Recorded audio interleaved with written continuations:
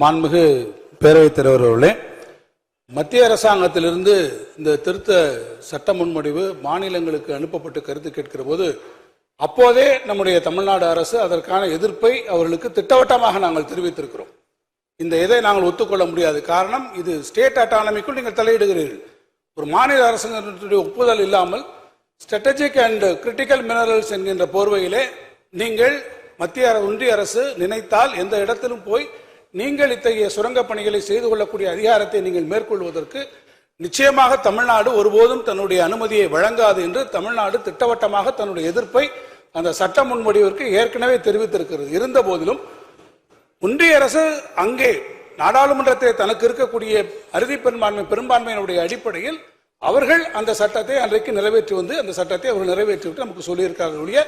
சட்ட முன்வடிவிலேயே மிக கடுமையான எதிர்ப்பை திராவிட முன்னேற்ற மாண்பு முதலமைச்சரான தலைமையில் இருக்கக்கூடிய அரசு ஏற்கனவே தெளிவாக தெரிவித்திருக்கிறது.